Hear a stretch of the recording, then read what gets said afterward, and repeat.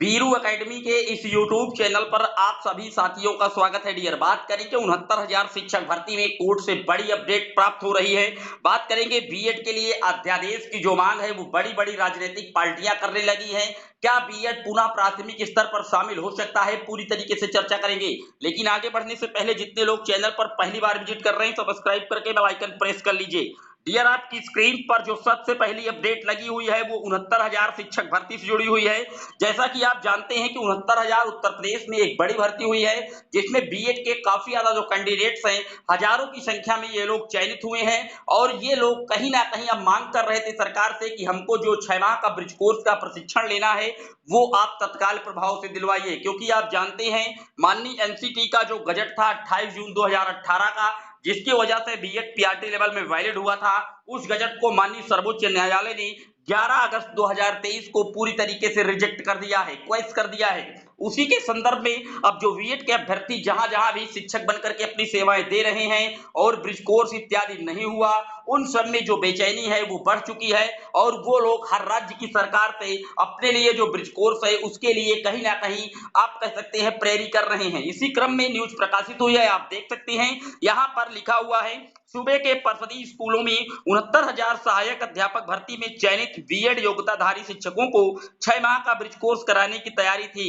इसके लिए कवायद भी शुरू हो गई थी, लेकिन मामला कोर्ट में आने के बाद से अब तक ब्रिज कोर्स कराने को लेकर के अधिकारी मौन हैं। मामले में सचिव बेसिक शिक्षा निदेशक परिषद प्रताप सिंह बघेल ने निर्देश जारी किया है कि 69,000 शिक्षक भर्ती का मामला कोर्ट में योजित है, मामले में आगे सुनवाई है। ऐसे में इस प्रकार की कोई व्यवस्था अभी पोषणीय नहीं है। ऐसे में बीएड डिग्री धारकों को फिलहाल ब्रिज कोर्स नहीं कराया जा सकेगा।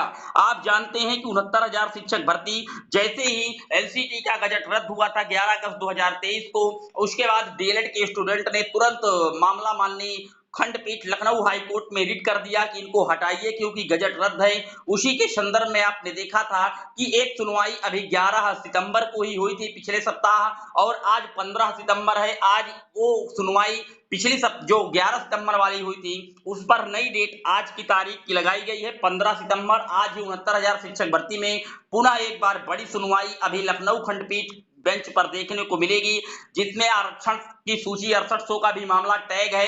साथ ही साथ बीएड को इनवैलिड करने का मामला भी टैग है। कई मामलों पर जो टॉप 10 लिस्ट में इस केस को रखा गया है, एडवांस लिस्ट जारी हो चुकी है और कुछ ही देर बाद अभी मामला माननीय हाईकोर्ट इलाहाबाद की खंडपीठ लखनऊ पर सुना जाएगा।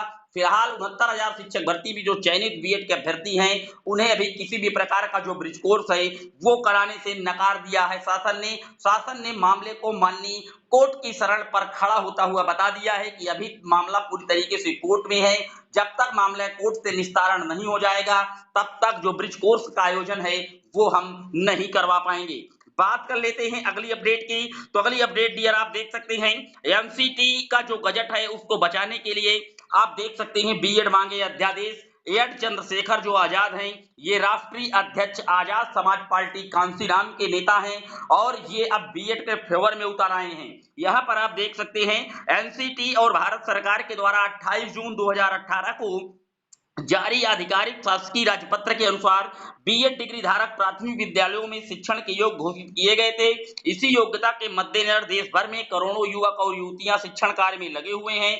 25 नवंबर 2021 को माननीय उच्च न्यायालय हाईकोर्ट राजस्थान द्वारा इस गजट को अमान्य कर दिया गया और गत 11 अगस्त 2023 को माननीय उच्चतम न्यायालय सुप्रीम कोर्ट द्वारा माननीय राजस्थान उच्च न्यायालय के निर्णय को सही ठहराते हुए भारत सरकार द्वारा जारी गजट को अमान्य कर दिया, जिससे एनसीटी और भारत सरकार की कार्यनीति व विश्वसनीयता पर बुनियादी और गंभीर सवाल खड़ा कर दिया है। करोड़ों युवाओं के भविष्य को ध्यान में रखते हुए भारत सरकार से युवाओं की समस्या का न्यायोचित समाधान की मांग करते हैं। एक युवा होने के नाते बेरोजगार युवाओं के दर्द को बहुत अच्छी तरह से समझता हूं, इसलिए यदि छात्र हित की बारी में ये मांग शीघ्र ही नहीं मांगी गई तो सभी प्रदेश की राजधानियों में आंदोलन कर महामहिम राज्यपाल को हम ज्ञापन देंगे और अंततः दिल्ली में बड़ा आंदोलन कर महामहिम राष्ट्रपति जी को हम ज्ञापन देंगे।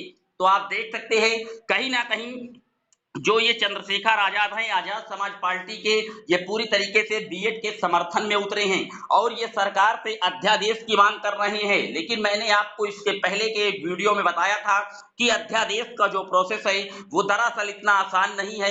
राजनीतिक दल केवल बीएड की तरफ से लग करके सहानुभूति उनको दे करके वोट बैंक अपने जो राजनीति है उसको चमकाने का काम कर रहे हैं, जबकि आप जानते हैं कि माननीय सर्वोच्च न्यायालय के डबल बेंच का ये फैसला है। और अगर आप सर्वोच्च न्यायालय के डबल बेंच की अवहेलना एक तरीके से ये हो रही है, जब आप इस तरीके से सड़कों पर धरना प्रदर्शन की बात कर रहे हैं, इन इन अवहेलनाओं को लेकर के जो डीएलएड के स्टूडेंट हैं वो भी लगातार ट्विटर कैंपेन कर रहे हैं कि चंद्रशेखर जी जो कहीं ना कहीं संविधान बचाओ की बात करते थे, ये खुद संविधान को कहीं ना कहीं ताक पर रख रहे हैं। वहीं पर बीएड के जो अभ्यर्थी हैं वो इनके सपोर्ट में हैं, डीएलएड के अभ्यर्थी इनके अगेंस्ट में खड़े हैं।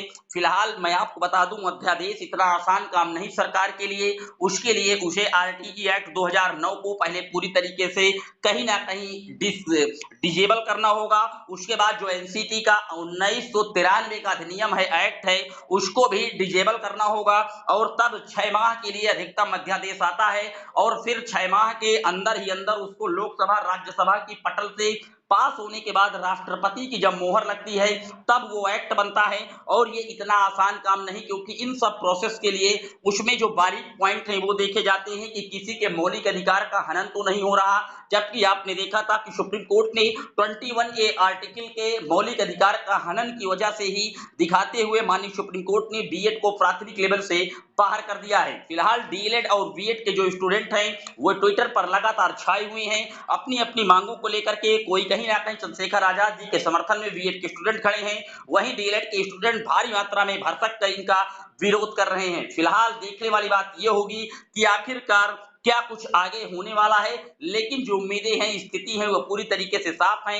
एनसीटी ने माननीय सुप्रीम कोर्ट के जजमेंट को अपनी वेबसाइट पर अपलोड करके ये कहीं ना कहीं संभावनाएं व्यक्त कर दी है कि हम सुप्रीम कोर्ट का जो आदेश है उसी के अनुपालन में कार्यक्रम को आगे बढ़ाएंगे। डियर, बात कर लेते हैं अगली अपडेट की। तो अगली अपडेट उत्तर प्रदेश में चयन बोर्ड से जुड़ी है। चयन बोर्ड में नए आयोग के मुख्यालय बनाने की तैयारी। जैसा कि आप जानते हैं कि उत्तर प्रदेश ने नए शिक्षा सेवा चयन आयोग का गठन किया था। विधेयक विधानसभा, कैबिनेट, राज्यपाल की मंजूरी, हर जगह से इसको हरी झंडी मिल चुकी है और अब कहीं ना कहीं जो इसका मुख्यालय है वो चयन बोर्ड ऑफिस में ही सेट करने की बात की जा रही है। और इसके बाद जैसे ही आयोग पूरी तरीके से सुव्यवस्थित हो जाएगा तो जितनी भी शिक्षक भर्तियां पेंडिंग पड़ी हुई हैं, क्योंकि प्राथमिक हो, उच्च हो, माध्यमिक हो, हर आयोग को मर्ज करके एक आयोग बनाया गया है और उसके बाद सारी जो शिक्षा भर्तियां हैं वो इसी आयोग से होंगी। और पुरानी जो भर्तियां पेंडिंग है, चाहे टीजीटी की हो, पीजीटी की हो, एलटी ग्रेड की हो, उन सब पर पूरी तरीके से कहीं ना कहीं जो गति है वो देखने को मिलेगी। पूरे वीडियो पर आपकी क्या राय है कमेंट जरूर करिएगा। लेकिन 69,000 शिक्षक भर्ती में आज का दिन काफी महत्वपूर्ण है। देखने वाली बात ये होगी कि लखनऊ खंडपीठ के द्वारा कोई आदेश दिया जाता है या नेक्स्ट डेट ऑफ हियरिंग एक और लगाई जाएगी। लेकिन फिलहाल जो चयनित साथी हैं बीएड के किसी भी राज्य में हो, उनकी जो धड़कनें हैं वो तेज हैं। उत्तर प्रदेश में फिलहाल 69,000 में चयनित बीएड स्टूडेंट को अभी ब्रिज कोर्स कराने से सरकार ने पूरी तरीके से मना कर दिया है। आपकी क्या राय है बीएड स्टूडेंटों को लेकर के? आप भी अपनी राय कमेंट बॉक्स में जरूर मेंशन कीजिएगा। फिर मिलेंगे एक और वीडियो में, तब तक के लिए जय हिंद, जय भारत।